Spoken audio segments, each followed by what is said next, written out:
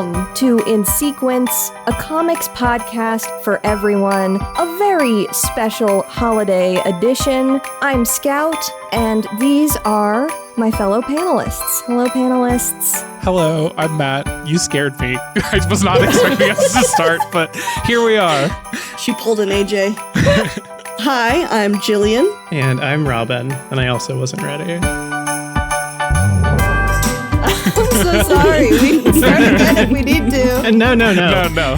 So what we are doing today is a comics Christmas Carol. This is our first end of the year episode for this podcast, and it happened to line up with Christmas Day, so we're doing some fun stuff. And today we're going to be going through the comics of Christmas past, the comics of Christmas present, and the comics of Christmas future. Which is basically, just as a breakdown, going to be some of our favorite stuff we've read this year, some new stuff that we picked up from Shortbox Comics Expo, which happened earlier this year, and then we're gonna give you guys a little preview, and we're gonna surprise each other with some things that we want to cover in the coming year. I'm excited for that part. I'm very excited to force you all to read things. Me too. I love forcing people to read things. We will go ahead and begin with the comics of Christmas past. We're all going to kind of share some of our favorite reads from the year, both on the pod and off the pod, because shockingly, we do read things not for content. It is difficult for me to enjoy things not for content sometimes, but I do manage it. We applaud your bravery, Matt. Mm-hmm. There's a whole TBR stack right behind me that is not podcast related at all.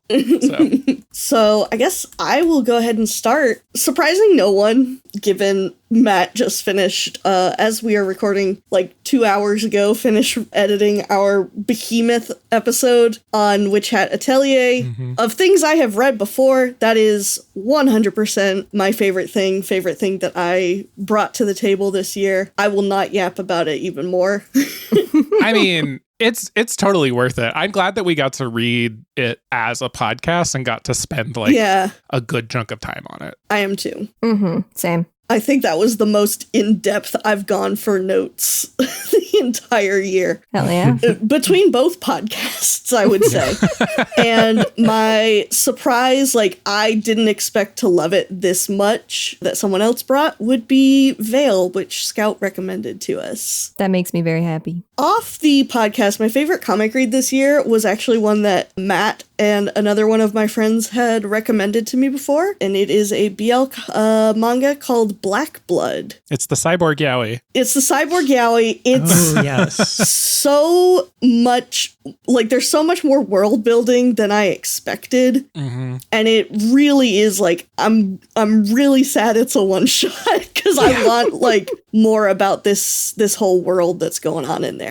The stuff in that book about the cyborg soldiers and dealing with the fact that they used to be humans and only exist as a nervous system now, but have these bodies that are in some ways more brittle, but in some ways stronger than a human. It's good shit, and it lines up perfectly with a yaoi, and I'm I just want more, but it's never happening. Yeah, so, but I will be keeping an eye out on the author of that one to see if they ever come out with more stuff, because I was thoroughly surprised and impressed. Because I was oh yeah, I'll read a robot yaoi. Hell yeah, I love that shit. And then I was oh, this is actually really good though. Yeah, I can share my favorites. I think my favorite for the show, and this is one that I have read before, was On a Sunbeam. I went back and looked through, and we've read a lot of really great stuff this year, but I think that was my favorite read for the show. I remember rereading it for the show and just being fuck, this is such a good book.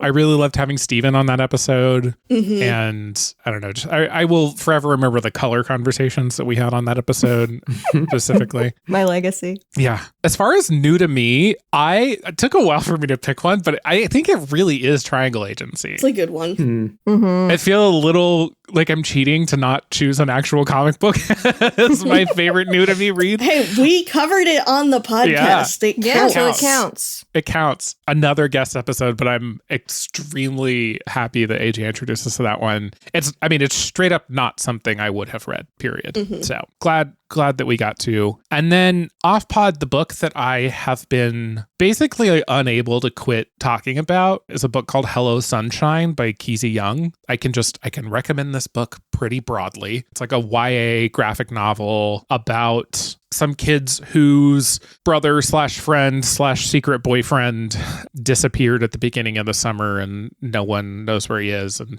kid who's like his secret boyfriend comes back from camp and is like, wait, none of you have like bothered to go find this guy. And it's kind of like a mystery book, but also it's about a kid with like schizoaffective disorder, and it is also about magic.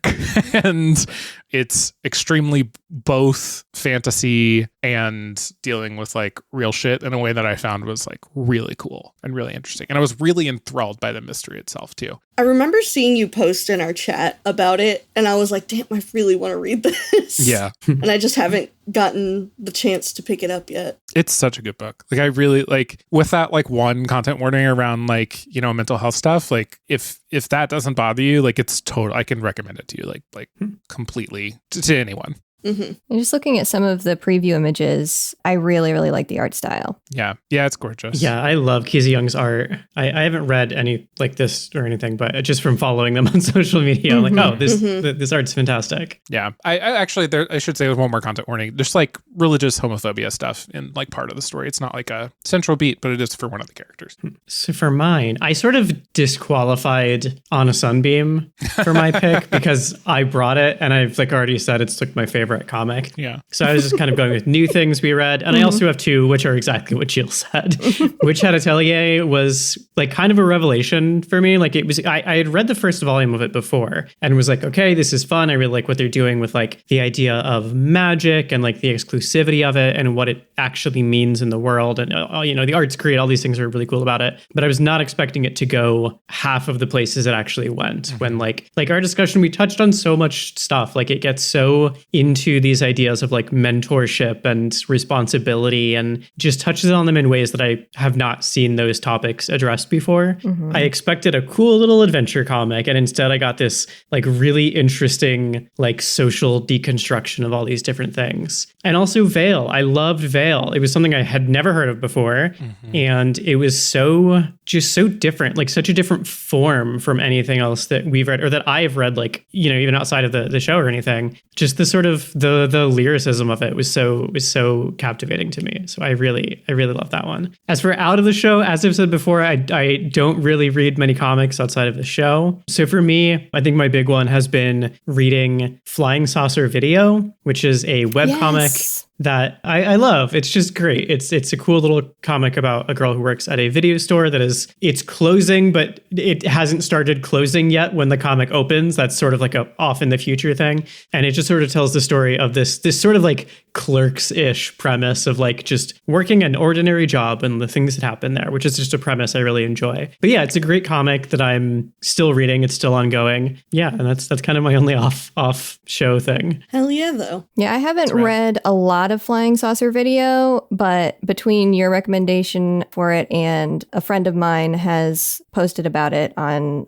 Blue Sky, I've checked it out and like looked at a couple of pages, and really it looks like so charming and so fun. Yeah, it's great. My favorite thing that I was introduced to through the podcast this year, which has been mentioned a couple of times, is On a Sunbeam. That's something like you and Vale, Robin, for me is something I had never heard of. I had never been on my radar before, and I was so captivated by the artwork.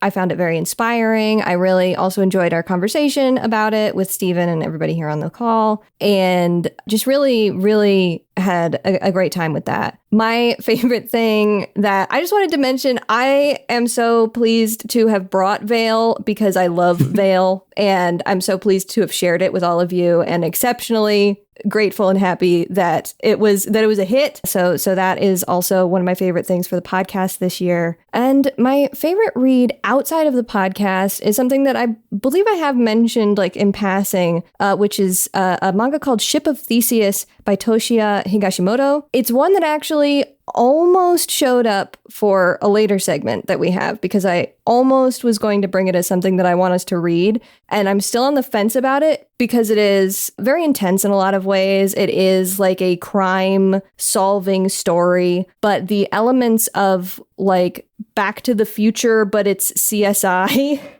is just really fun. And there's also like the story goes to a place that is so strange that it like for me wraps back around from being like that's a little bit much to like okay, this is working for me. So it's a manga that has like stuck with me, and I keep thinking about it every once in a while, like, damn, remember Ship of Theseus? That was crazy. That was wild. So that really stuck out to me this year. I mean, I'd be down to read it sometime. Yeah. I would recommend it. It's just strange. It's strange and good. But that wasn't even the weirdest thing I read this year. I did put in here that I have a bonus weirdest read of the year if folks are interested. Yeah, please. Bring it. My weirdest read of the year is called Blood Night Market by Chisei Ogawa. This is a manga by an author who actually has like two different pseudonyms, and Chisei Ogawa is the BL, the yaoi pseudonym, the one that like she does her yaoi stuff under. But this, at least up to the point that I've been able to read, which I believe is the first 2, maybe 3 volumes, is not yaoi. It's like supernatural horror action kind of a thing with a lot of weird lore about vampires. But also it has the most toxic yaoi energy Ooh. that you can get in a manga without it actually being a yaoi manga. It is an extremely bizarre read, but I am, again, compelled. It compels me and just like, what is going on here? Every page I turn, I go, what is happening? What are we doing? I love when something is pulling me in because I don't understand it. Yeah. Mm-hmm. I love to be confused. Compels me. There's also a character who is like a sapient mouse that also helps them like fight vampire crime. All right. And that's great. Hell yeah. Robin's face. What? Yeah, I was going to say. You had me at sapient mouse. That sounds amazing. It's a wild read. I would recommend just like giving it a look. Even if it's not for you, I just think it's fun to see and be like, this is people make stuff. People Sure do make Make stuff.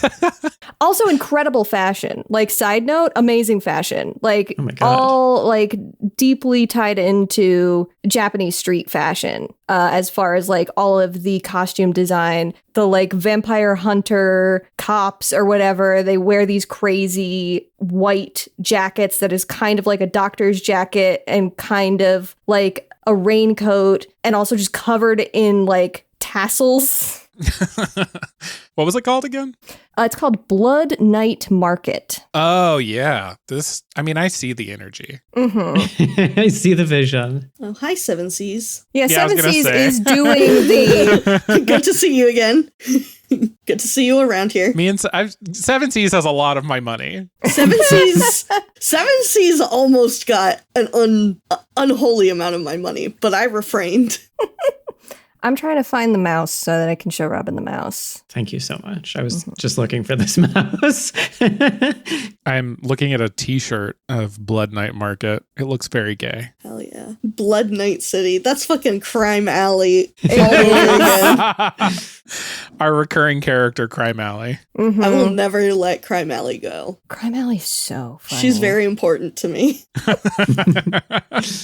Well, yeah, I think that's our comics of Christmas past. I think it's very interesting that for the most part there was overlap on our favorite things from the podcast. Yeah, I think coming out of this like first like 6 months of the show, I say 6 months, it's really been like 4 or 5 considering we record these pretty early.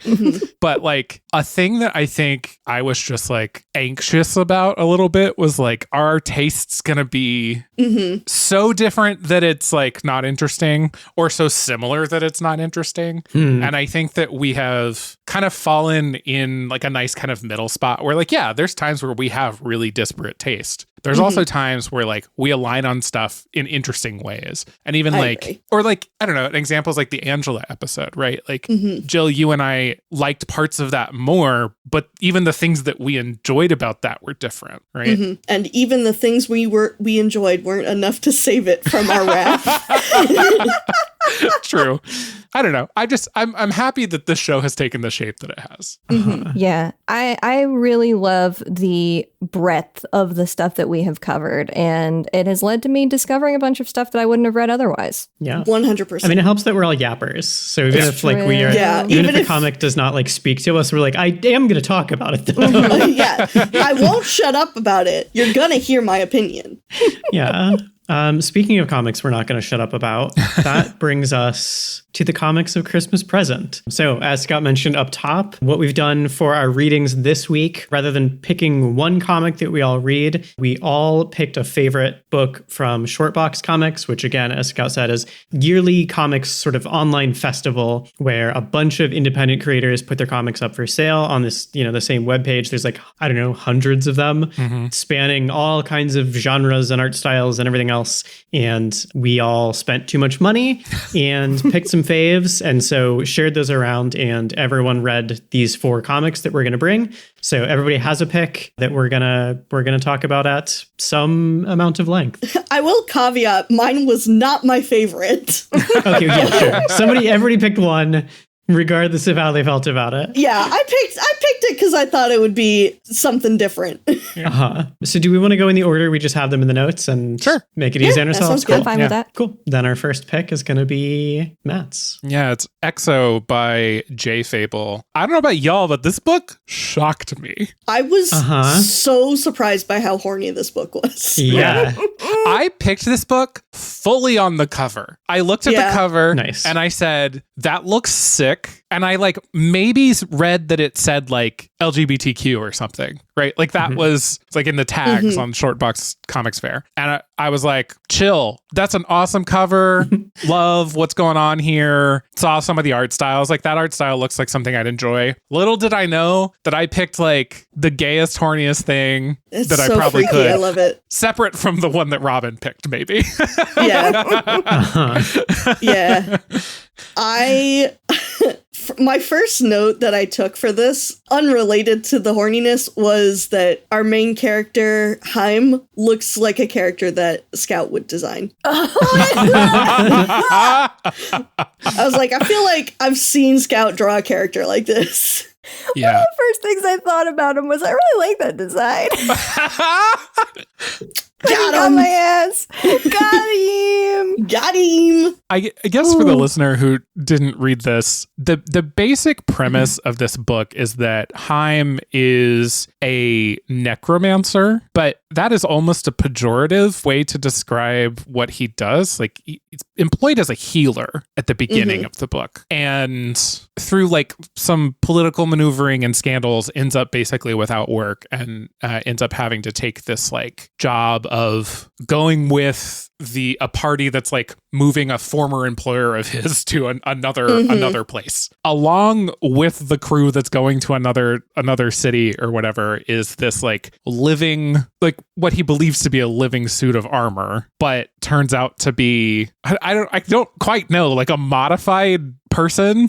I don't quite understand like what was going on with this character. My reading was it's like a guy who has opted into a symbiotic relationship with some sort of mollusk that becomes a suit of armor. It kind of feels like the suits of armor from, I don't know if any of you guys have consumed Dungeon Meshi at all. I was going to say it feels a lot like the ones in Dungeon Meshi. Yeah, it's like the living armor in Dungeon Meshi, basically. That's what I thought it was. Like when you start seeing the bits creeping out of the armor, I was like, oh, he's just like a mollusk in there. Like he's just a little... It's very, very interesting to kind of deal with that. Yeah. His name's Kagan, and they call him a Shell Knight. Yeah. Which is a really cool title. Yeah, Shell Knight rules. Oh, also, I was immediately transported back to an early read of ours with all of the sign in this book. Yes. Yes. Like, I just did not expect, I did not expect most of this book, but like the sign and then just, I don't know, like about halfway through this book, what happens is Kagan like takes a hit from like a spear or a gun or something like that. Like a velociraptor. Yeah, it's like a big old monster. Spear, gun, velociraptor, And Haim has to like heal him, and then he has to get his armor cleaned out. And this is when we like learn how big of a deal it is to like remove Kagan's armor and clean it out. And what does I forget the character that like Kagan serves? Vale, yeah, the princess. Yeah. It implies that it's like awkward for her servant to like clean out Kagan's armor. And at this point, there's been sexual tension between Haim and Kagan. And Haim is basically like, I volunteer. Yeah. It's like, truly. It's very funny. Yeah. He fully just grabs this man's heart and like squeezes it to get it going again. And I was like, oh, are we gonna go there? And then the bathing scene comes up and he's sticking his finger in one of the wounds. And I was like, are we gonna go there? Are we gonna go there? Are we gonna go there? And we like, sure do fucking go there. And we go there. He's like, does it hurt? He's like, no. And then he licks his lips and y'all. Yeah, there are so pages and pages of Haim fingering his wounds. Fingering Kagan. It's through these like, I couldn't really, some of them I think are like ports for his armor. Like they slot into him. Yeah, it's not wounds specifically. It's the ports that the mollusks go into. Yeah, but he is like getting real deep in there and it is hot. Because he's like, he has to clean them out or whatever, but it's way more than that. Yeah, he enjoys it. There's gloops and ulps on the screen. Yeah. We got some glops in there. It's a very gooey book. Oh, and like not even just like the like sexual stuff, like the like goopiness and gluppiness of like the necromancy. Yeah, like, the way the magic works. I was so into it, and I'm not a gore person at all. I thought it was beautiful. Yeah. It's like really, it's very intimate. Like you are seeing images of like the person who he's working on, like their muscles and bones in a way that feels, it doesn't like, I'm kind of with you. I didn't really love gore really, but there is something that it doesn't feel like, it's not deployed for like horror. Like it feels like just like the how close they're getting. Like I loved the depictions of Haim using his magic in that way of, it's this like very deeply physical, but also sort of spiritual connection he's making with people. I don't know. It is never like totally explained, which I think is the correct choice, but it's so compelling to see. Yeah, I saw that the author specifically like categorized this as an eroguro, which is that makes sense. A Japanese term that is like erotic and grotesque. I've never heard of that. It's those. It's definitely those. It's a lot of like erotic body horror. Which I think this falls like right around there and makes a lot of sense. I think like speaks to a lot of the vibes that we're talking about here. I'm just like going through this. It's a good book. Yeah. It's great. I don't know. It sounds like everybody liked it. I'm curious people's reactions, but I fucking loved it. Yeah, no, I had a great time with it. I did have a great time with it. So for the listener, I had a different book picked. Like this was not the one I was going to make folks read. And I read this and was like, I think that has to be the pick. And then I read like 3 pages of the book I had originally picked, which is again, just completely on vibes. And I was like, this is not as good of a book. I have to pick EXO. Yeah, you mentioned I think this is before we started recording. you and I picked books that have similar things, or maybe this is just in our notes and I just imagined you saying it, but they have similar storytelling things going on. And I think one thing that this book does that I'm learning I love when comics do this, because this also feels kind of similar to On a Sunbeam, which is just like throwing you in the deep end. Like, I think there is something about the format that is just like very well suited to being like, you're going to visually see what things look like, and you're also going to get dialogue, and that's going to be enough for you to figure out these totally unexplained, like the Shell Knights and the sort of politics of this royal house that he's guarding and all these things about the world. They don't need to sit you down and be like, you know, Vale is the 8th heiress to the whatever throne. They can just kind of like put you in the world and you will be fine and figure it out on your own. And I love the way that this book does that with such like a light touch. Yeah. There was actually places in here where I felt like you're actually going too far. You're giving too much information. There's a little bit too much like crunchy stuff that I think like ends up facilitating the big sort of confrontation near the end of EXO. But like I would have been perfectly fine if we didn't have some kind of big confrontation, you know, if there wasn't necessarily that kind of resolution to that part of the narrative arc, like this sort of political intrigue, sort of modern fantasy element of the story. But then also I will contradict myself immediately, because there was world building stuff that I was like, I don't need this world building stuff. But then we get to the shell armor, and I started writing like a whole list of stuff that like I actually want to know a lot about the shell armor. Like, where does it come from? How is it discovered? Who installs the ports? What kind of training is required before you commit to it? What happens if the armor dies? What is the goo?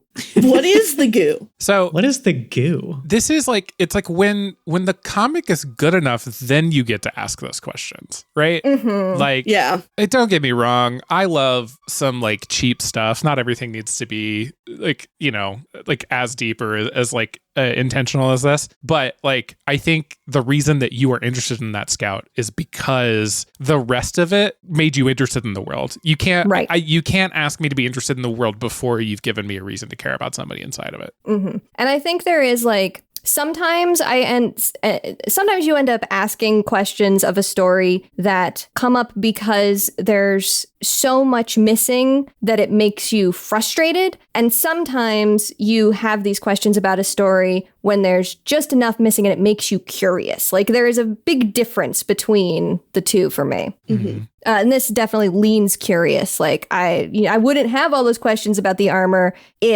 I wouldn't have them if they were answered, but I wouldn't have them in like this way that like, oh, I'm really compelled. Like, this is exciting to me that I'm thinking about the way that this could work. And I'm getting like theories about what is up with the armor. Not like, if the armor worked like that, then that would be, you know, then this other part of the story would be completely moot, you know, like Cinema Sins stuff. I'm looking at Jaye's Blue Sky right now. Me too. And I think it's so funny because the last things they've reposted are basically all of the books that we read for this show today. Yes, I noticed nice. I love seeing all of this like extra little fan art that they did for their own book. I also found I posted it in our chat. They posted their most recently searched Google searches before, while they were writing this, and it's Bivalve Anatomy, Italian Gore Museum, Princess Mononoke Forest, Thoracic Vertebrae, Akira Toriyama Vehicles, ATV Stunts, and Abandoned City. This rules! That sums up the book. This is the creative process that I love to see. I love that you can just see inside his head. Yeah, it's great. It's ATV Stunts is such a funny Google search. With the Akira Toriyama Vehicles in there too is really good. They did have an Akira Toriyama flair, these little vehicles that they were driving throughout this. I'll call out to the listener, most of these books are not going to be available to you, which sucks. Yes. Because this one might. I was going to say, this one might be. On the back page, it says you can go to kelpienet.itch.io, and they might eventually have a version up there. Apparently an updated version, version. I'm curious more to see. fingering. I was going to say, are we going to get more Are we gonna get freakier with it? So I don't know. Check out their itch or their blue sky to see if you can eventually read this one. I'll just say I won't say what it is, just because if people find it and read it and don't want it spoiled. But the last page of this book, so good. I actually did. I guess it would cause us to spoil it, but that's fine. I was really, really curious because it feels so much like the last page is so deeply open for reader interpretation, and I wanted to know everybody's interpretation of what they think that page is about. Oof. I don't know. I mean, I think I can. That can also I feel be like an it's answer. This super and vibey. my pick are both things of like things that I love without understanding. There's like a lot of that in both of these books.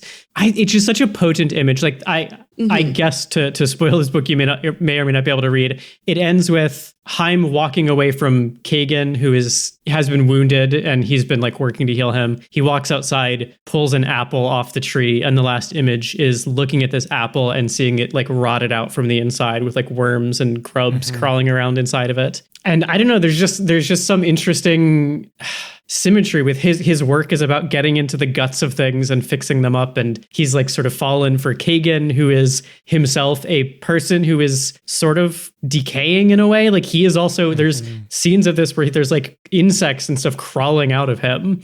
I don't know. There's just some correspondence there that I find so compelling. And it calls back to the beginning where you see Vale as a child on Kagan's shoulders, like picking the fruit from the tree and just like taking a bite of it. Right. True. And that was like an image of such like shelteredness. Like when Haim was also like he was employed, everything was going fine. But okay, wait, actually that is actually giving me a much better reading of this, which is somewhere along the line of the book, you learn that the royalty would use these mages who can heal people to heal people who they wanted to torture. So they could torture them basically indefinitely and have mages continue to bring them back to life, which is a thing that comes back up later with Haim's storyline here.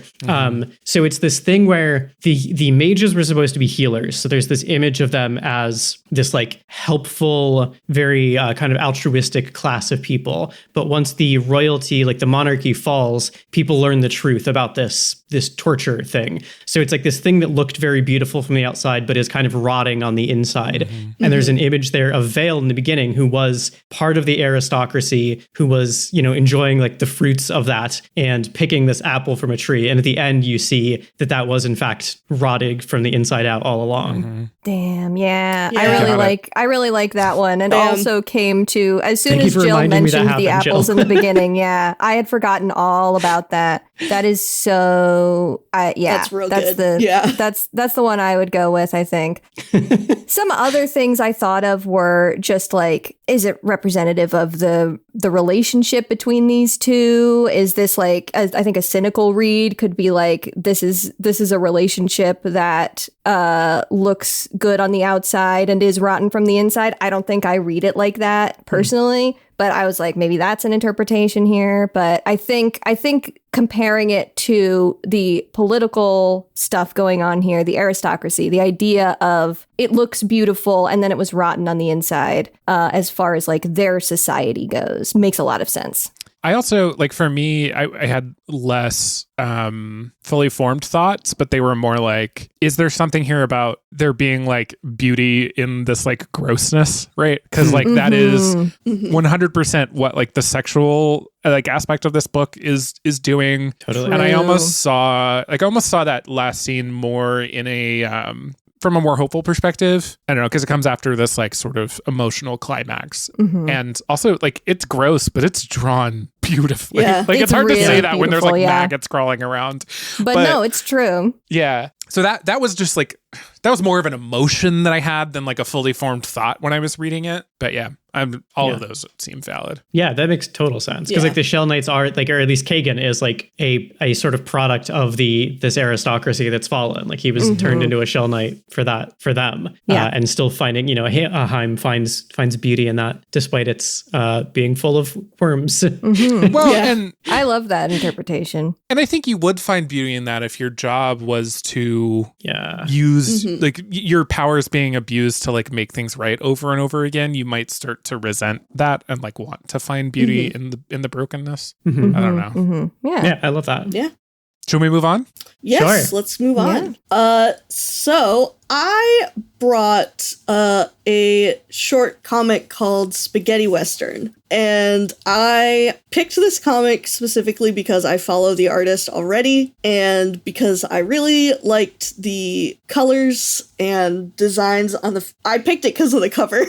I'm gonna be honest. That's most of what you have to go on at Shortbox. Yeah, so I've been following the artist. I like the pun spaghetti western of it being a spaghetti western story with all of the characters made of pasta.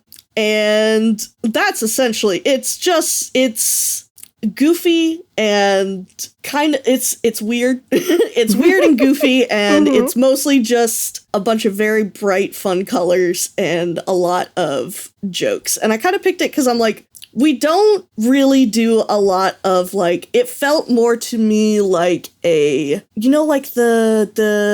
like the Sunday morning newspaper comics. Like, it felt very like kind of in pages. line with the funny pages for me. And so I was like, we haven't really done anything like that. So I was like, I could pick one of these serious ones that I really like, but I'm just going to pick something silly.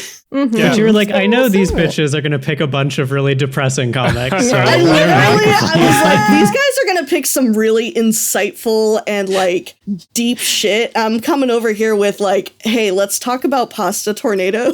Pasta Tornado. I appreciate it, and I also hated this book. Yeah, I know. yeah, I didn't really care for this one either. As soon as I finished reading it, I was like, oh, they're not going to like this. And I was like, oh, I'm going to be so awkward during this whole time being like, yeah, I picked this that everybody doesn't like. But, I thought it was a fun read real quick. I agree. It was quick, but also, like, you are right. The colors and, like, the, like, goofy art, like, absolutely are doing something valuable and interesting. I just was like, it's just a bunch of pasta jokes. And, like, that's not interesting to me. But yeah, I mean, there's something here. It's just, I don't. Yeah. Here's maybe a weird thing to call out specifically. I love the clouds in this book. The clouds look great. Like they really that sounds the like clouds are really good. I might be a little bit like scraping for something to enjoy, but I actually did really like on this first page here. There's this like gloriously detailed like plume of clouds rising up over the town. Yeah, and then later on, some of them are just like weird little shapes with this like dappled color illustrating them. I don't know. I just think there's something interesting about something as simple as clouds, but like coming at it at all these different like how do I render these different kinds of clouds in different ways? And they did a really fucking good job. Yeah. It's just something I've never would never think to notice, but I did in this book because they were really cool. Yeah, this is also the only one that we read that is in full color. It's true. And I think it really uses color super well. Like the color script of this comic is really nice to look at. I really like the last page. I do too. Yeah. I think that's, So the last page like frames the whole story as like taking place, I assume as like kids talking at like a spaghetti restaurant. Pretend at the spaghetti they're playing restaurant. pretend at the spaghetti restaurant because their mom or dad or other parental figure is doing the thing that you never do as a child with spaghetti and twirling it up into around your fork. And the kids calling it a tornado. Yeah, it's really cute and honestly rescued some of my feelings about the book because I was a little bit like why? Like that's what I was feeling most of the time. And then like sometimes the answer to why is like it's just funny, Matt, get over it. But like I don't know, this made me connect to it at least a little bit. And also like I don't know, the kids and then the family in the background are cute. So that is exactly how I felt. I was like, okay, this is, as I was reading it, I was like, this is not what I was expecting it to be. And then we get to the end and it's like, oh, it's kids being stupid. Like, that makes sense. Yeah, it contextualizes it in a way that ends up making it more charming. I want to hand this to a kid and see what they think. I do too. Yeah. I bet a kid. I don't know any kids old enough for this because they do say ass. It's deeply violent. You said it's Scout, like the bunny. What an incredibly violent pasta world it is. Scout, we have a podcast about a children's book series where there is lots and lots of murder. I think they can handle the violence. They can handle it. Yeah, even if I think the thing, like pretty much what Matt said, like there's just a particular kind of humor here that I can appreciate and I respect it. It was very much like I'm being hit in the face by punchlines that I can't even process. And then another one just comes in and is like, boom, here's another punchline. I'm like, okay, I'm trying to figure out, okay, we got the cannoli and oh, all right, it was the spaghetti. Which isn't necessarily my vibe, but I appreciate it. I can tell that it's like well executed here, even if it's not my kind of thing.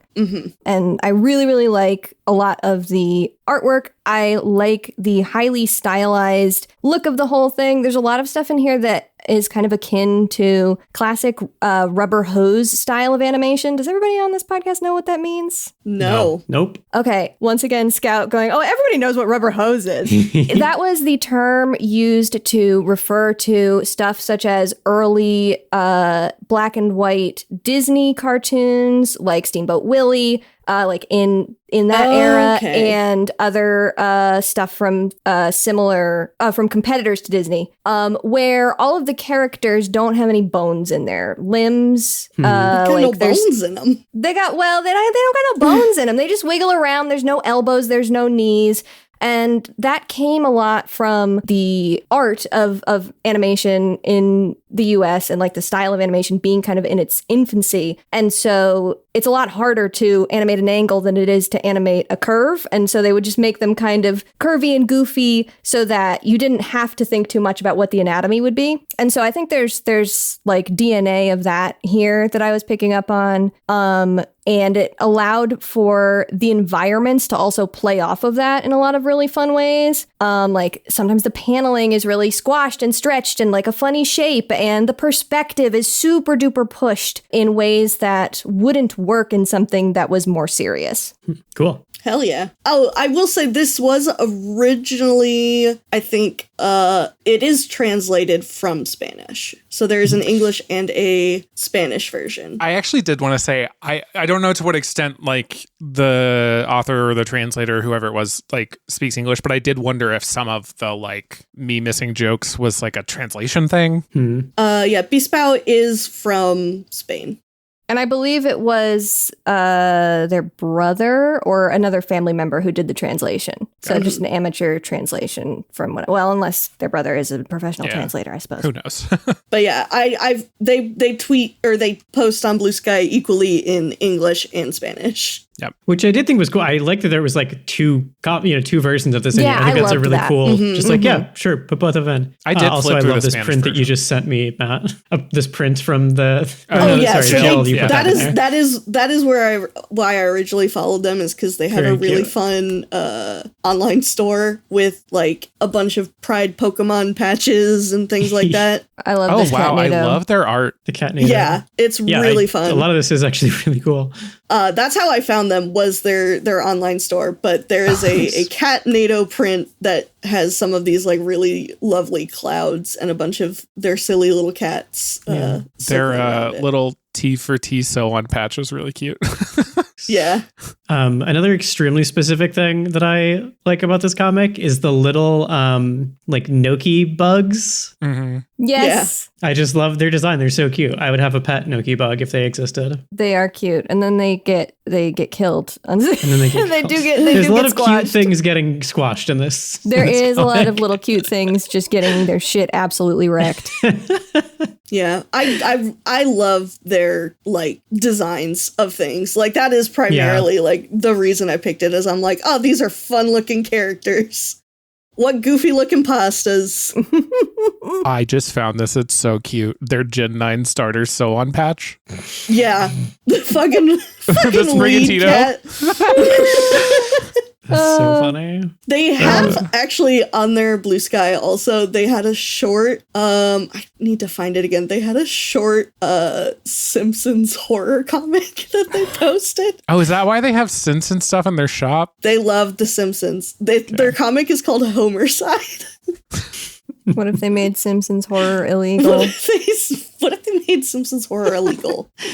I guess what I'm saying is that I didn't like this comic, but I would read other comics by this artist. Yeah. The art is really, I liked it to begin with, but it's growing on me more as we talk about it. Mm-hmm. I think my personal favorite part of this whole thing is actually the sort of behind the scenes section of the PDF, which has a bunch of scans of all these early concepts in a sketchbook. And I love seeing that shit. And this is another thing that like seeing it in this like in progress state is something that really always inspires me as an artist, because it's great to see the like, you know in your brain that everybody's stuff looks, like this at some point. This is always going to be part of the process, but getting to see it with your eyes helps a lot from a creative standpoint for me. I'm sorry, I'm just looking at all these patches on their website. I know, the patches are so fun. cute. Transylveon and Gay Charizard. Let's go. They have by Mew and Trans Pikachu, whose move is Bite Turf. The ADHD and autism patches. I love this. Gay Quaza. Cute. Incredible stuff. That's about all I have. Yeah. More sad gay shit. Yeah. Hell yeah! We took a little diversion for some humor and some appreciation of art, of like goofy art, and now we're back to the sad gay shit. Yeah. Now it's time once again. Speaking of cute critters getting hurt, Yeah. my pick for this episode was Dead Horses by Freya JN. This is a comic about What a fucking comic. It's about an older woman and a younger girl who are on a journey through the wide meadow to reach the house with no windows. And we gather throughout the course of the comic that the house with no windows is a place you go to sacrifice something in exchange for wishes. And the comic is basically them stumbling through the wilderness, trying to find this. They, at one point, go to like a bar, and the older woman named Doubler tells a story about a person who was like her, a guide to the house with no windows. And it's just sort of their journey with interspersed with like their journey and bits of Doubler's past, and those two things beginning to collide and time getting very weird, and then reaching the house with no windows. And you find out what the point of the journey was and what they were wishing for. It is a very violent and sexy and surreal and just, in my opinion, fucking phenomenal and beautiful and fascinating and pretty confusing story. Yeah, I don't know what happened in this book. Yeah. I'll say I suggested this one before reading it just because I'd heard good things and it seemed really great, and some folks whose opinions I trust said it was good. So I'm very glad I did. I love this comic so much. I really enjoyed reading this book. I had a great time with it. I did not know anything about it going in. So seeing it be about cat girls, I was like, hell yeah. Right. That also may have played a part in me picking this one. I was like, fuck yes. And the designs of them are so good. Yeah. Shout out to Fucked Up Cat Girls. Shout out. Cat Girls. Have any of you read Ian Carroll's When I Arrived at the Castle? No. Maybe we'll read that sometime. It's pretty good. But the cat girls in that book have an almost identical design to this book, to the point that I looked up to see if it was the same person, just with a different name. It's not. Yeah. But I had read that recently because I picked it up at SPX earlier this year. And yeah, and like, to be clear, the comparison is a comment. That book is incredible. The art is incredible. And I really loved reading Dead Horses. And I thought the art was extremely enjoyable. Really, despite the fact that I'm comparing it to something else, like, it still felt really unique. And yeah, I did not know what to expect, and I'm not sure I understand what I read, but I had a good time the whole time. Yeah. I mean, this had me hooked from like the first pages. Yes. Which are just basically black with weird sound effects happening. And then you get to like a pig's decapitated head with a candle on top. Yeah, and a room full of these cat girls hanging on chains and dripping blood onto the ground. And then it just cuts to a different scene. And I was like, okay, I'm in. Yeah, very much. I think one of my favorite pages, one that I like called out as being one of my favorites, just because it was like, I don't know, there's something about it. It's pages 26 and 27 in the PDF, where there's about to be like this sick ass sword fight is what it seems like. And instead of a sword, Doubler draws like a kitchen cleaver and just slices her opponent's arms off. And I'm like, whoa, okay, hell yeah. And then the person who got her arms chopped off just says, I see. Yeah, how crude. Beans. This is one that I read it all the way through, and then I just went like immediately back and read the whole thing again. And I think that I think it benefits deeply. Like, I had a great time the first time. I don't want to say I had a bad time and then I read it a second time and I loved it. It's really good the first time, but much like in ways that I think EXO does, there's a lot of stuff that this comic does with visual foreshadowing that is not, you are simply unable to catch it when you first read it because you have no context for it. And then as you go through the comic, you get context for the stuff that you saw at the beginning and you go, oh shit. And then you want to read it again. And that is what I ended up doing. Yeah. Oh, I will call out one more panel. It's on page 34 where Doubler is showing, gosh, I can't remember the other cat's name. But Kid Bug. Doubler is showing Kid Bug how to like find the path, and it's like they tell them to make a window with your hands and like scan around and feel for an absence. And the panel with absence is so like so cool because it is just that rectangle in the center that is pure white with the absence in the center of it, and everything else kind of forms around it, but it feels so natural that you don't notice it at first. Yes, it's so skillful.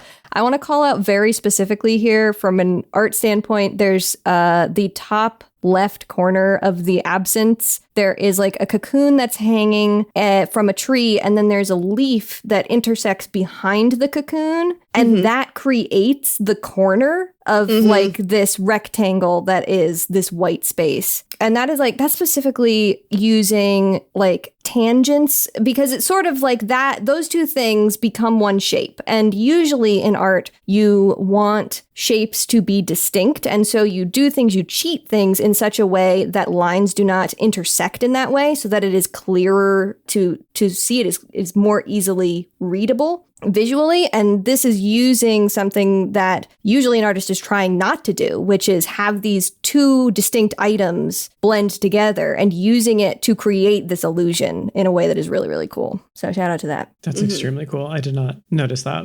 That's what I'm here for. Is weird She's art done it facts. again, folks. Yeah, I mean, gosh, I don't even know. I just fucking love this so much. The art, I mean, just the style this art is done in. I guess it looks like charcoal at times, but other times it just very clearly like just like very like, you know, pencil, like graphite. There's something that it's just like so rendered. I don't have the art words to talk about it necessarily, but just like the forms of everything are so well defined, despite the sort of color inside them still being like sketchy and loose. It just gives them such a quality of like movement and form that I really love. And this is again another like not colored in, you know, it's grayscale. Yeah, it's all grayscale. But somehow everything seems so distinct. Like it never like runs together and gets hard to read, you know? Yes, it is really, really well. The value work is really, really good. Of like, there's not that many different values. It is very limited. There is like a specific, I would say, set of grays that are being used here, page to page to page. But the differentiation of the forms is really, really, really exceptionally done. Also, I would be really curious to know if this artist did this all in Procreate, because I'm looking very closely at a lot of these brushstrokes and they sure look like Procreate brushes to me, which I love. Interesting. Hell yeah, buddy. Oh, Robin, they have a print on their Etsy of a Catgirl mech pilot. Oh, I have seen this. I followed Freya good. before this comic came out, and I am aware of the image to which you refer, and I love it. Okay, cool. Robin said, I am aware of the Catgirl mech pilot. Thank you very much. Don't worry, I know. Oh, I wanted to call out, you can currently still buy this comic. Yes. Oh, good. Not digitally as far as I know, but you can get it it physically at Little Deer Comics. I'm actually probably going to buy this physically because as I was reading it, like once I saw the art style, I was like, oh, I want this on paper. Yeah. What do we think of the Wide Meadow Witch? Like Doubler recount. It starts on page 18, and it feels like an issue of a comic in the middle of this comic, where she tells the story of like Kid Bug is kind of just like being annoying, and Doubler is like, let me tell you a story. And she tells her a story of the Wide Meadow Witch, which I think is like one of my, it's hard to say my favorite part of this comic, but I just love the way that this plays out. It's Doubler telling the story about, there's a woman named the Wide Meadow Witch who is a chaperone, they call them, which is a person who does her job, which is guiding people to the house. And it's a story about this like very feared chaperone called the Wide Meadow Witch, who has apparently killed half of her clients. She's she's a very dangerous person. And there's a story about the Wide Meadow Witch guiding a princess and her young brother to the house, and the princess to like restore the honor of their family line or whatever. And the princess, when they get to the house, sacrifices her younger brother for power. And then the witch like brings the witch back year after year to sacrifice more and more people to retain her power. And then at the end of the story, you realize the Wide Meadow Witch is Doubler, is the person who's been telling the story. I don't know. I just found this little story so compelling in the way that it is told and the reveal. I loved the little story. I really enjoyed that.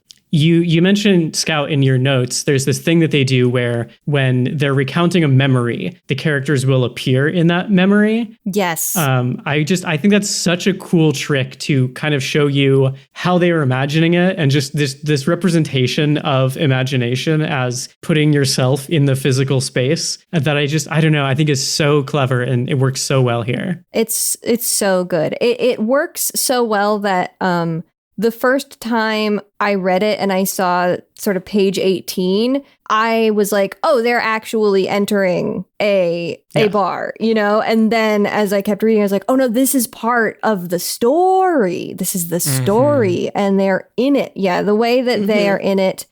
My favorite is the 2-page spread of the like empty palace with all of these blood splatters everywhere. So good. That has Doubler up on a balcony and Kid Bug on a spiral staircase. And there's perspective. Kid Bug's further away. I'm obsessed with that page particularly.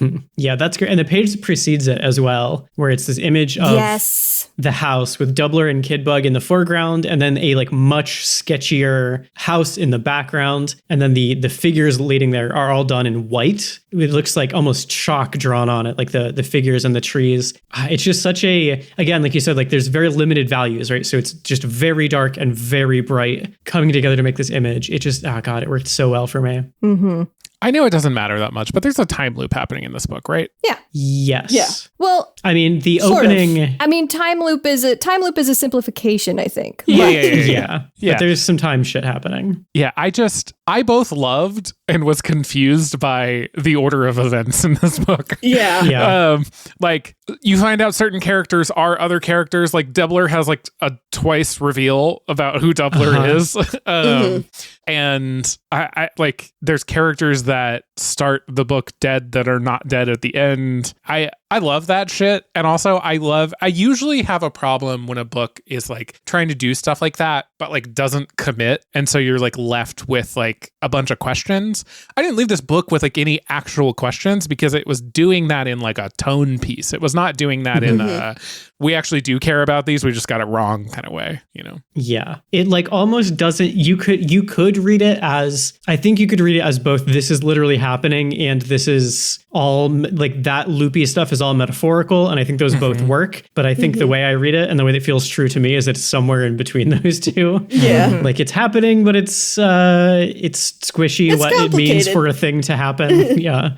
Also, Kid Bug becomes a caterpillar at some point. Huh? Multiple points. And then is not a caterpillar anymore.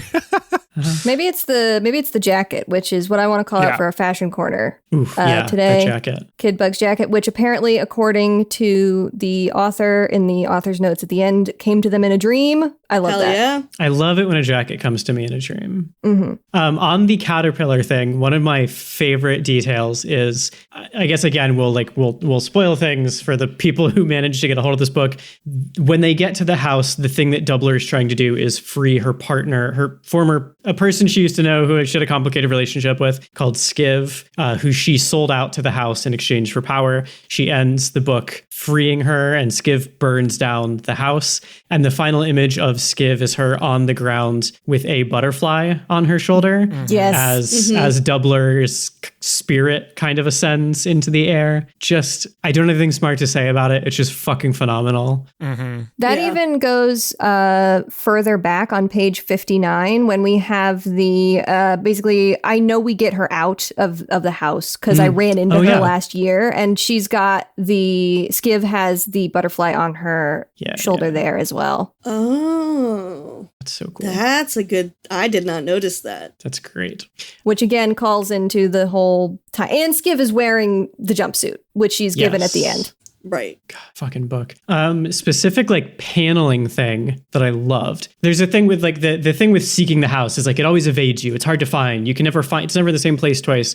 And so it's like a years long journey to find there. And on 41, Doubler is telling the story of she and Skiv finding the house for the first time. So it's a process that takes like a decade. Like they grow from teenagers into adults.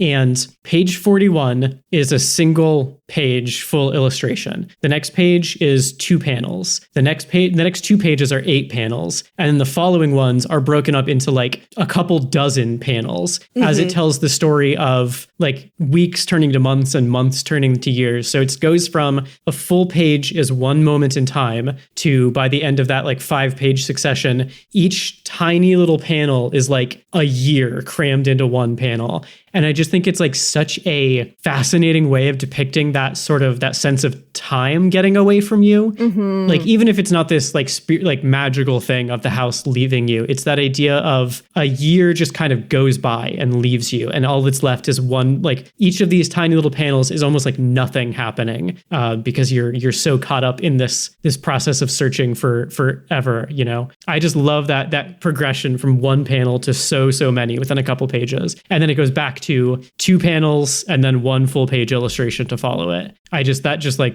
blew me away. And that following 2 pages and 1 page are also 2 cat girls having sex, which is pretty neat too. Yeah, that's pretty good. Yeah, all of that, those tight panel pages with all of that information crammed into those little panels really are some of the standouts for me. Yeah. Actually, on one of those and earlier in one of like the breaks, there's a bunch of caterpillars that appear throughout this, and I did want to call out, which I posted about in our chat yesterday, the Very Hungry Caterpillar has a cameo in here. There's a caterpillar that shows up twice that is absolutely based off of the Very Hungry Caterpillar from the children's book, and I just loved that so much. It really tickled me. It's great. The caterpillar illustrations are so good. I also love in that sequence of panels, they're smoking catnip cigarettes. Oh my God, that's so good. I didn't even notice that. So good. Since we were talking about caterpillars, I thought you were going to talk about the caterpillar that's eating a bird's liver or whatever the fuck is happening in this one. Intense. Just a lot of really good imagery in this fucking book, y'all. Yeah. The cat horses freak me out. Oh, they're so scary. I don't care for those. I don't like it's very like Mononoke. Positive. I don't care for them. It is very Mononoke. I was just going to say, I really am upset by the way that the princess's cat horse ghost has like all of the cleaver wounds cleaved out of her. You were saying, Robin, that you can kind of just let the images wash over you. And I think oftentimes that's just like what I do with comics in general. Like earlier, I was like, I don't remember the exact wound that, Kagan got or whatever. And that's because I remember the beats. I don't remember I just like, I can see the images and then it's just kind of like vibes. It's so evocative. Yeah. Good book. Good book, y'all. I am not immune to a story about a house that you have always been seeking and have always been escaping for as long as you can remember what time is shaped like, Yeah. Yeah. I mean, we can't get into it, but there's just so much stuff around there with Doubler and Kid Bug and what it means to go back to the house and what they're both seeking and what they become at the end. It's just it's like I feel like we could have done a full episode on this comic and not really cracked all of the thoughts we have about it. It's so good. Also, because I am stalking all of the socials for these different creators, I did scroll back on Freya Jan's Blue Sky, and they said, anyway, my next comic is about getting drunk with a MILF. So, fuck yes. Shout Cat out to MILF. Freya. That sounds There is a great. cat MILF image. It's great. Shout out. Also, we did get confirmation that Freya JN at least uses Procreate, because Jill did send me something from their page that has Procreate UI. So maybe I'm right. Nice. This also has, which I love, the final, like there's like an acknowledgements and credits page and stuff that includes a suggested soundtrack for the comic, I eat which that is so shit good. up. I love it when tabletop games do this. I love it when this comic does it. It's so good. I love it when anyone does it. It's just, Yeah. it makes me feel so related to. I'm like, yeah, damn, I do that. I do that. Yeah, I meant to go through, and I want to check out like this playlist and check out these songs. The final song on this is by, I'm sorry, Matt, it's by the Notwist. Like, this album was so important to me in high school. When I saw that was the last song on this soundtrack, I was like, it's meant to be. It's so good. I was going to say, I love the line on this page, which is this, Dead Horses is my second comic about cats going to space. Shout out. Hell yeah. So good. But that probably brings us to our last selection for the day. Yeah. I chose Dream Loop by Nina Vakueva. Hopefully I'm saying that right. I picked this one. This is a story essentially about a woman who is stuck in a dream that she can't wake up from, and keeps waking up thinking it's done, and then something else happens. It's always some fucking thing. And sort of documents her journey through various types, genres, and like contents of dreams. It is very silly in many places. It is very beautifully rendered, and it even has a like emotional resolution that I really enjoy. And it's just it's all jam-packed into this little package of this pretty short comic. It's only like 30 pages. Yeah, it's the size of a normal like floppy comic. Mm-hmm. Yeah. I really enjoyed this. It's not that deep, but I really enjoyed it. I like that the first panel was, I love sleeping, because you know what? Yeah, me too. Shout out. Right there with you, girl. Relatable queen. The first page I love is it's her having these different nice dreams. There's one where she's a princess, and one where she's a dragon, and one where she's 007. Mm-hmm. And the princess and 007 both have the exact same head. Oh, they do. It's just something very funny about that. Sometimes you're a princess, sometimes you're 007. I also love this. It's short, it's cute. I thought it was so delightful. Yay. I also have been suffering from nightmares about, I am 31 years old and I'm still having nightmares about forgetting the final exam in a high school course.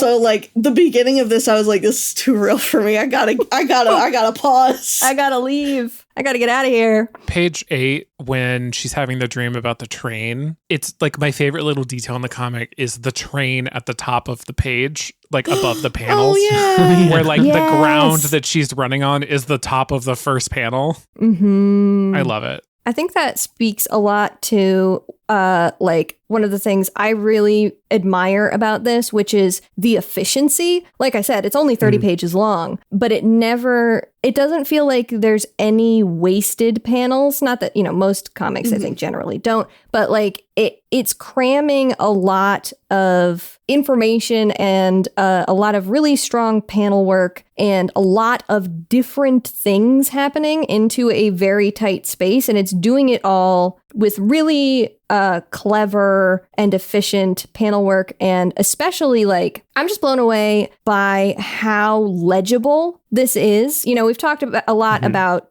comics that we've read today that are very vibes based, and you don't and very dreamlike in a lot of ways, that you don't necessarily have a full understanding of how you go from point A to point B in each of these. And that's great too. But the thing that I'm really that I really, really like about this one is specifically that despite being a comic about dream states, like being in a dream, which is inherently strange and weird, it's fully legible. Like I can 100% follow everything that's going on and where we're going, you know, beat to beat to beat to beat, which is really, really very, very impressive. Yeah. Like I can almost imagine this as like a one-shot film. Like it feels like the camera of this comic is just on her all the time and it's always following her. There's just something that it's just like it feels so fluid. Like it's just one motion that leads you through the whole story. Yes, exactly. You said in your notes, Scout, that the hatching in this book is, I think you said it's sort of an older style, but like still really works here. I was just taken aback at reading this book by like both how little detail there can be to get certain things across, right? Like the screenshot I just shared is one time she wakes up in this bedroom and like her face is next to nothing, but you understand what's going on. But in the same panel, you have the detail of the wallpaper, which I'm just like, what? Yeah. It's so pretty. And also unreal. Like I'm thrilled by this page. Yeah. Like you were talking about legibility, Scout, in terms of like page composition, but even in just terms of like the drawings themselves, like it's just this like total like mess of hatching, but it's so clear. Like nothing gets lost it's just like a sea of black ink, but there's not a detail that gets missed in that. Like, I don't know. It's just, it's incredible. I'm shocked that this is like a thing a person can do, you know?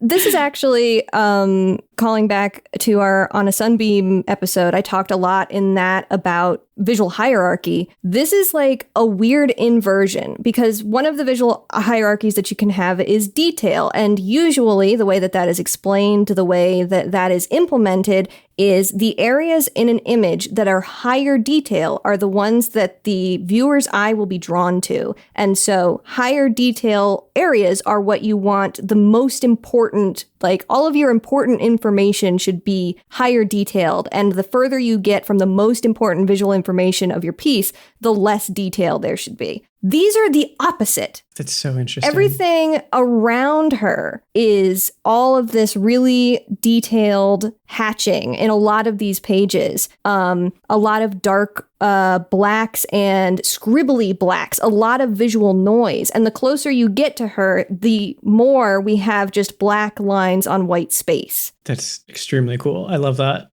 Does that at all invert whenever she like for real wakes up? Let's see. Let me look at the last couple of pages. I think it's just the scribbles go away. It's just sort of the she's just wallpaper goes away is sort of the big thing there, I think. And the puppy gets scribbly. And the puppy gets scribbly. Which that is kind of an inversion. Generally. Yeah. I love the puppy. And yes, you mentioned, Matt, what I had put in my notes is this hatching style, very specifically, it reminds me of the way that hatching looks when you look at old etchings and engraving like styles of print, which I think comes from the fact that like the tools that they used would end up like the way that they built up detail and stuff was this same kind of process of like the little lines because you're literally etching it like into a piece of metal. And that's not, there's a lot of different hatching and cross hatching that is used in comics in different various forms, but there was something specifically about this one that gave it this like very historical newspaper illustration feel that I really, really liked. I want to say the emotional gut punch in this comic hit me a little hard.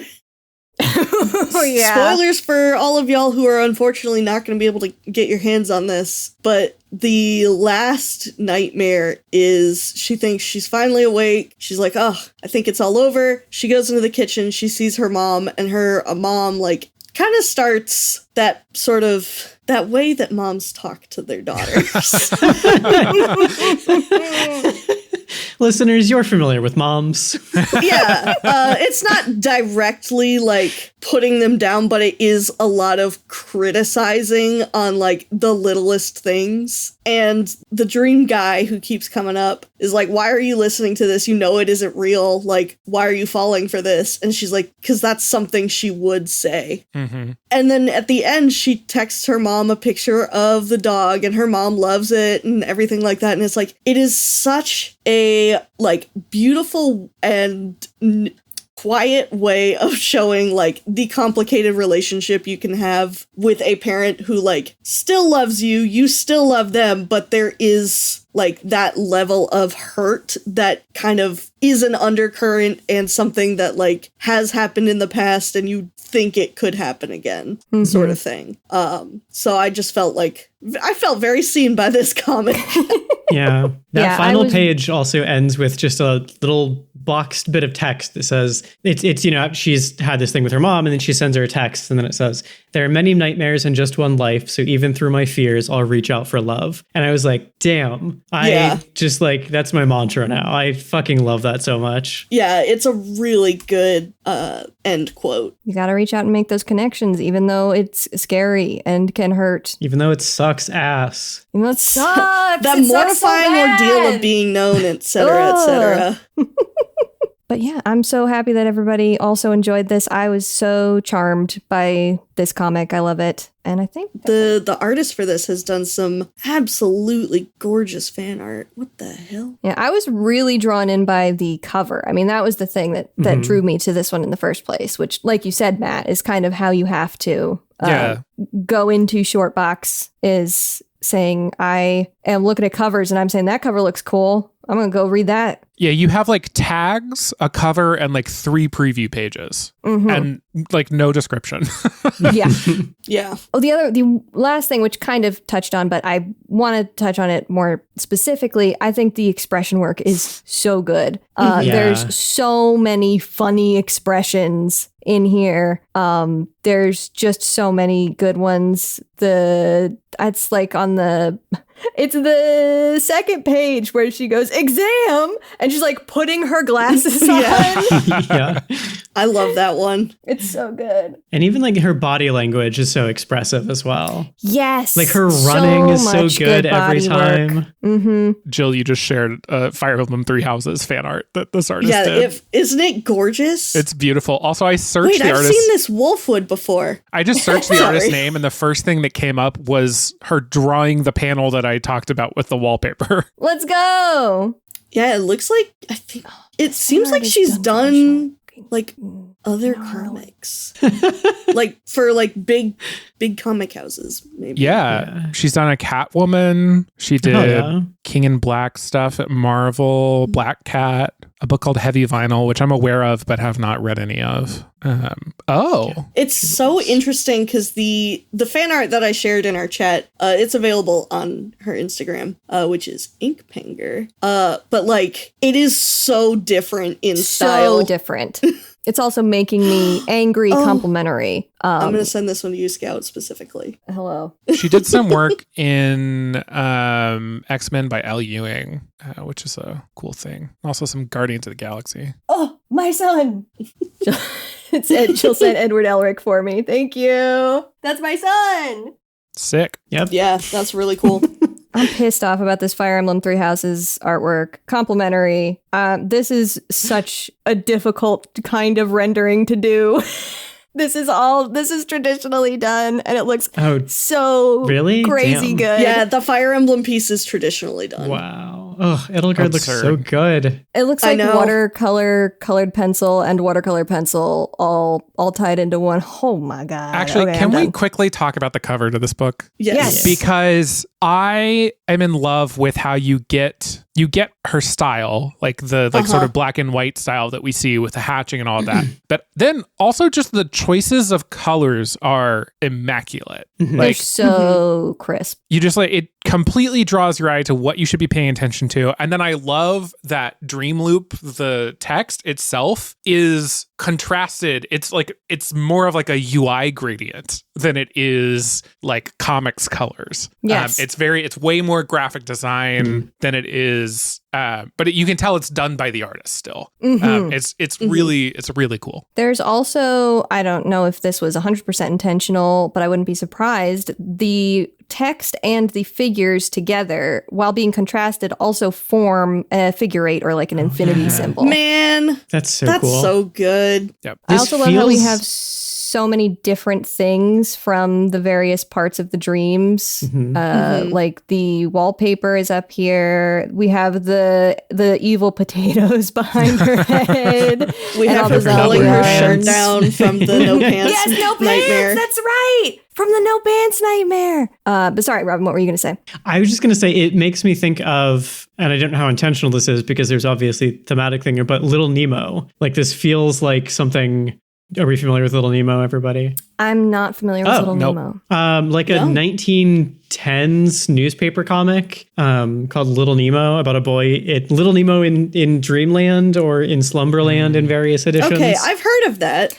It's like a little boy who goes to sleep and visits this weird land of dreams. I see it. There's something about this, like there's always these images of him kind of like falling in ways that look very similar to the characters here. I'm just curious if that's like an intentional nod or just because it's depicting dreams. And so it makes sense to do it this way. Could be. Jill, she has an OC that reminds me a lot of Jason Todd. Yeah, I did see that. It has been noted. I believe, from what I can see, she's working on, I think he's part of a webcomic that she is rebooting. Got it. Perhaps. Yeah. Oh, god damn. Sorry. I just saw a beautiful man. Yeah, he's part of the webcomic that she's working on. I'm adding that to my list. Well, is that all we have to say about it? I think it's good. It's a good book. Good. They're all good books. It's really good. 3 of them are good books. Damn. Comfort Joe. That is the comics of Christmas present, and we will move into the comics of Christmas future. The way we're going to do this is that we have all made 2 picks, one short read and one long read. So we did our first long read of Witch Hat Atelier, and we're going to pick 4 of those that'll be coming up in the next year. But we're also going to force our friends on the podcast to also do one short read. It's kind of a way for us to all get one freebie on the show without having to make other people agree with us. And I figure we just do this round robin style. Like we start with short reads and then go back around and do it the other way. Yeah, sounds good to me. And I guess I'm going to pass to Jill and you can give us your short read and I'll go last. Oh, okay. My short read, I was flip-flopping all day. And then as I was driving home from errands, I was like, okay, this is the one I'm going to pick. Because it was a recent read that I really enjoyed and feel like I have a lot to say about. And that is Absolute Wonder Woman. Yes! Yes! Specifically Volume 1, The Last Amazon. I read that earlier this month because I picked it up at a comic store per suggestion of many folks, and I was thoroughly impressed by it. It fucks so hard. It fucks so hard. And the art is amazing. I am psyched. I'm very excited for this one. I am thrilled. Yeah. Sick. I'm so glad Matt's reaction was everything to me. I'll say Comics General in the TWG Discord loves that book. So, and like everyone I know that's read it loves it too. It's very good. What's Phoenix's pick? Yeah. Her dad. Oh. My favorite comic. For my short pick, I want to suggest Blade Maidens, which is something I've talked about a bit on the show before. It is a webcomic by Zoe Tunnell and Valentine M. Smith. Currently, there are 5 issues. It's a webcomic, so it's released page at a time, but it's sorted into 5 issues. So if we read everything there is, it's equivalent basically to one trade paperback. Cool little adventure comic that I've read bits of, but not all of, and feels like a good time to read the rest of it.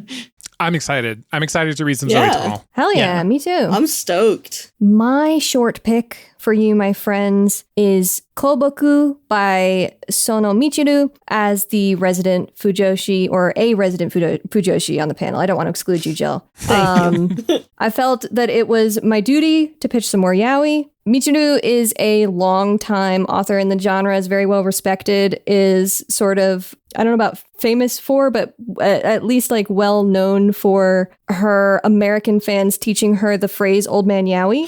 Oh, this is that I've one. seen this. Okay, I'm so excited now.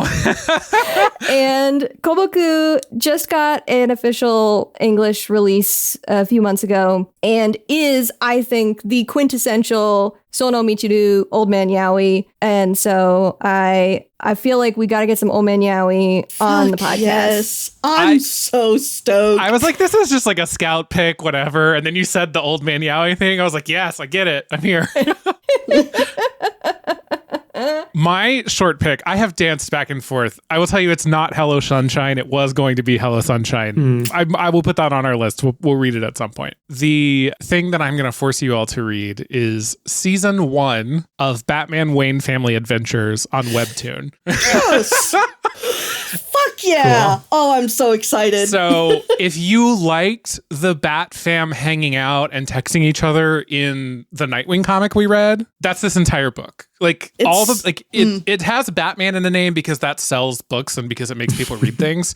All it is like all of the various Bat family characters like hanging out and being friends with each other and family with each other and hijinks and all the above. You threatened a scrolling comic and we got a scrolling comic. We got a scrolling comic. I recommend reading it on Webtoon. I will say you can get the first 2 volumes physically, which will cover season 1. You can actually get like 5 volumes physically because my Barnes & Noble only has volume 5 every single time I go in. Yeah, they've printed 5, but we're reading through volume 2 if you get it physically. I say season 1, it is quote unquote 50 episodes, but it's a scrolling comic. They're short. This is still a pretty short read compared to some of the other stuff we've been reading. Oh, I'm so excited. Oh, I love Wayne Family Adventures. You want to do your long read, Jill? I'm nervous now after our after some of our discussions about violence and gore today. I was like coming in here hot and I was like, hell yeah. And then I'm listening to you guys. I'm like, oh God, I may turn some people off with this one. Gore. It's going to be a long read, but I am picking the Golden Age arc in Berserk. Hell yeah. Where I will not judge anyone who wishes to sit that one out. But where does that take place in Berserk? Are we going to be completely lost if we haven't read Berserk? No, the Golden Age arc is essentially so like the way Berserk works is the beginning is like the present, and then the Golden Age arc is essentially the backstory of Guts to where he is now and things of that nature. Cool. It is heavily like, it's got a lot of triggering content. It's got a lot of gore and a lot of violence. So like I was very hesitant of being like, hey, we should read this super long, super violent thing. But, I won't be hurt if you're like, this ain't for me, fam. I just think the storytelling in the Golden Age arc and the artistry of Kentaro Miura is top notch, and I really want to explore it. And I know we have a couple of folks, I think, that we've talked to about it. So I was gonna float perhaps having a guest on that one. I also have an idea for a guest on Wayne Family Adventures. I know we have somebody who would make an excellent Berserk guest. So cool. That's my pick. I've heard I've heard Berserk is, of course, like a tough read, but is incredible. So I'm certain that there will be a lot of stuff. I can understand why you would want to bring it. It is a tough read, but it is perhaps one of the most well-crafted stories I've read in a long time. Yeah. It's like something that I would like to read, but I would never do without a reason to. So this is good to have a reason to. and to be totally honest, Jillian, like my thought is I might read up to the Golden Age arc. Like I might do my homework on this one. Oh, yeah. Cool. I mean, it's like, it's not that many chapters before the Golden Age arc starts. Cool. Okay, well, I'm feeling a little more confident and a little better about that now. I was like so nervous. I was like, oh my God, So Robin, what's your long read? Yeah, my long read is here's basically all I know about this comic is that this meme originates from it. Oh, hell yeah! This is a comic called Yokohama Karashi Kiko. Yes, which yes, is yes, about yes. an android girl after like a environmental collapse has basically like driven humans away or maybe killed everybody. Again, I know very little about this comic. All I know is like the vibes of it.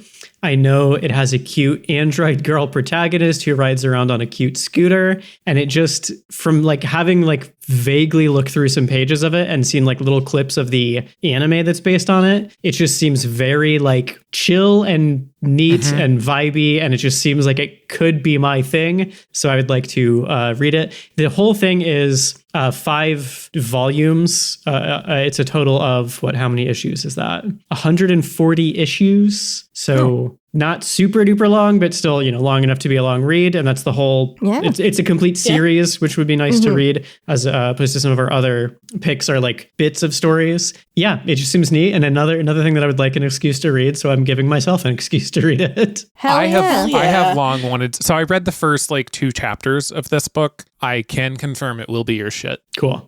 Fantastic. I'm so excited. This meme is perfect to me. That's all I need. I'm sold. When we were talking earlier about stories that tell an interesting story and then like make you interested in the world afterwards, that's why KK. Like, cool. That's what they're doing. And to describe, because I haven't said it out loud, the meme we're talking about, which I'm sure we'll put in the chapter art, is these 2 girls kissing, and it says, 4th law of robotics, all robots must be gay and trans. Yes. Important. Which is so very important and true. Yeah, this is a book I've wanted to get back to for a long time, so I'm glad to have a reason. Yeah, it's been just floating around in my head for a while, so it'll be good to check it out. Hell yeah. And Scout, how about you? My long pick is Full Metal Alchemist. Oh my god. Okay. Fuck yes. Full Metal Alchemist by Hiromu Arakawa is a Scout text. I would describe it as a recipe to make Scout. Yeah, this is well, hey, you know what? There is some of that in there, I guess. Yeah, you just need but potassium. I don't know the list. I can't do it. It would have been a good bit if I could remember the whole list of what it takes to all of the dozens of other trace elements found in the human body. This is, for anybody who doesn't know, a story about 2 brothers in a world where alchemy exists and is a thing that you practice and has rules to it, who break one of the core rules of alchemy by committing human transmutation in an attempt to bring their dead mother back to life and face consequences to their own bodies for it. And that begins a journey for them to find a way to get their bodies back to the way that they were before. And through it, they may or may not end up saving the world or, keeping like a military coup from happening, or maybe kind of helping a military coup, depending on what you think. I don't know how to break it up, because the thing is that this has long been something that I've championed as one of like my favorite bits of storytelling of all time. I think that the whole thing is amazing, like start to finish. It would be unconscionably long, not something we could do in one episode. There's only 27 volumes. I mean, there's Hey, I have the box set. It's not that big. Oh God, she's gotten up. Scout's got the box. Yeah, I have the same wow! one. You have the suitcase set. Yeah, it rules. I've got the box set. Eric got me that for Christmas last year. We've talked about having series we return to in chunks. Yeah. So that could be a candidate for this. I would be down to read like 9 at a time and do multiple episodes. Yeah. Yeah, that kind of split is what I was thinking. But if we want to end up doing just a bit of it, I'm sure that I can find a piece that I think would sort of get to the heart of it. But it felt important for me to bring Fullmetal Alchemist because, like I said, this is core Scout history. Yeah. I mean, honestly, like just like thinking ahead, if there are like arcs that you really could like outline, even if we read 2 arcs at a time or something like that would be helpful just like for scheduling stuff. Yes, absolutely. I'll work on that. I'm so excited. Full Metal Alchemist is one of the first animes I ever watched. Yeah, it was the first anime I watched. Yeah, I'm excited to get the manga story because I couldn't get into Brotherhood because I had already seen the original show. And like, I feel like a common complaint with Brotherhood from people who watch the first show is that like the early episodes like kind of blast through stuff too fast, and then it slows down to like tell more of the story. And I just like could never get past that. And also like was in college, busy doing other things, you know? So I'm excited to have a reason to go back to it. Yes. If you have never seen the like Arakawa conclusion, that makes me even more excited to maybe take you through the whole journey. Yeah. I'll tell you something, Scout. I've never seen that or the beginning of it or any other part of it. I love this for you, Robin. I love that you are a blank slate. All I know about this show is the big metal guy. Alphonse. Yeah. My best friend. My best friend Alphonse. The Shell Knight. The Shell Knight. Yeah. Oh, shit. Different kind of Shell Knight. Yeah. Robin won't know what that means. Oh, wow. Don't worry about it. Yet. No, I'm worrying about it. My long pick, I feel like when I say this, you're going to be like, of course this is what this is. My long read pick is Blue Period. I was hoping Blue Period was waiting for that. might make an appearance. We are not going to read all of it. It is an ongoing series. We're going to read the first 6 volumes, which are the first like major arc of the story. And I would argue the best part of the book. Like it's still very good. Like I bought, that's volume 16 and I read it the other night and cried. But I don't know. I feel like I've yelled about this on the show already. You want a book about making art and the problems that come with making art and the feelings that come with making art and the like outside expectations that come with making art. This is your book. It's it really fucks me up every time I read it. And I believe it was Bluzo in the Discord that got me reading it to begin with, which tracks. She always has great recommendations. And as a person, we should get on the show for what it's worth. Sure. I'm excited. I'm thrilled to make you. I'm stoked. Cool. I'm excited to actually read it. I think I read the first couple chapters on the Shonen Jump app, probably. Mm-hmm. It's a Shonen Jump joint, right? I don't remember. Maybe it is. I've read it. I read like the first couple chapters. It's Kodansha. And then maybe it was K-manga that I read like a couple chapters on. Because they were free. And I was like, ooh, this is interesting. And then I have not touched it since. So I'm excited because I'm really excited because Matt, you are always talking about it. And I'm like, I want to see why Matt loves this so much. So I'm very excited to listen to Matt talk about something he loves. You talk about this a lot, and my good friend Willow Bloomfield Rowe also talks about this a lot and has been nagging me to read it, so I can finally do that. I love this is like maybe the one time that Willa and I have similar tastes. That's why I think it's so funny because you're both like it's so good and you don't agree on anything else. Willa and I have like opposite tastes across the board. Yes. So I'm curious about where in the Venn diagram Blue Period falls. Oh, man. I will say I cannot recommend the anime. It is very bad. Oh, that's unfortunate. That's too bad. So if you were curious about watching it, don't. The live action movie is, I believe, available on Amazon Prime. And I watched it and like, listen, it doesn't have the greatest reviews, but I did weep. Like I did absolutely adore that movie and have watched it again. But I mean, like a lot of that is my attachment to the book. I don't know how much it stands up on its own. So all of these I'm excited about. We have some killer picks, to be honest. Yeah. This is all shit I've like wanted to read or have never heard of, but I'm excited to read anyway. So into it. I'm also excited to not be the only one recommending superhero stuff for the first time. Oh, so that's actually hilarious, Matt, because like the first thing when you said let's do a comics podcast is I was like, damn, I really want everybody to read The Long Halloween with me. I read that for the Comics Club in TWG for the first time this year.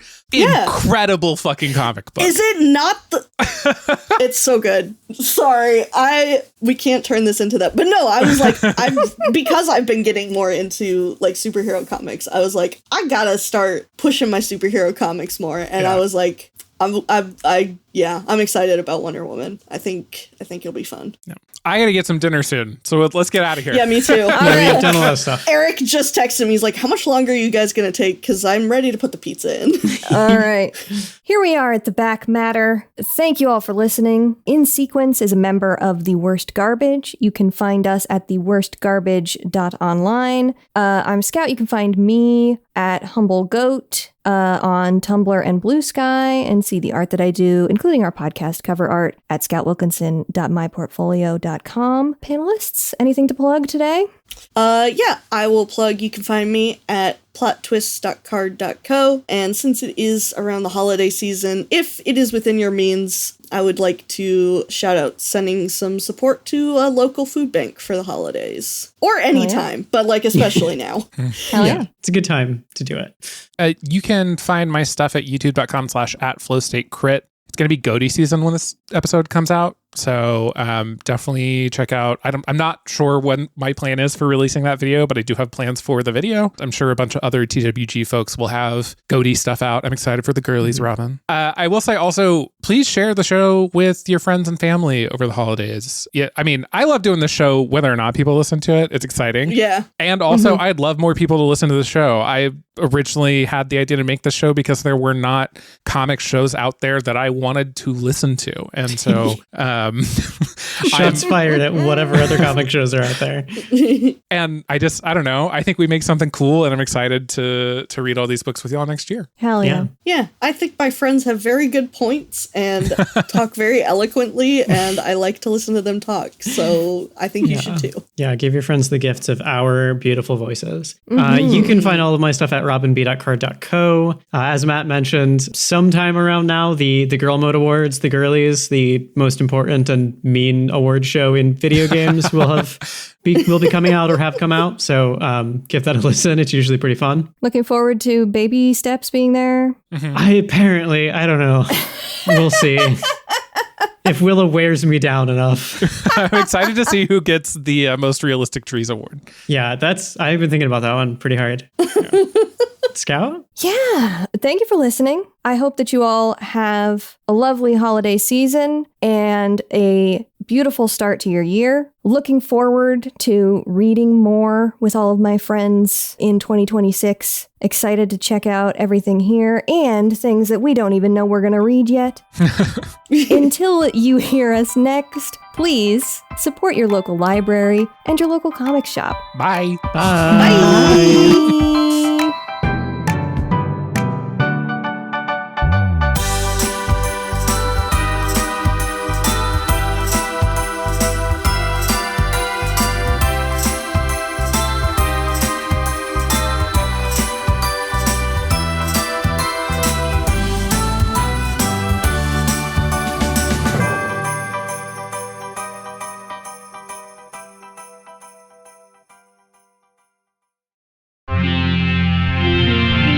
TWG, the worst garbage, the online.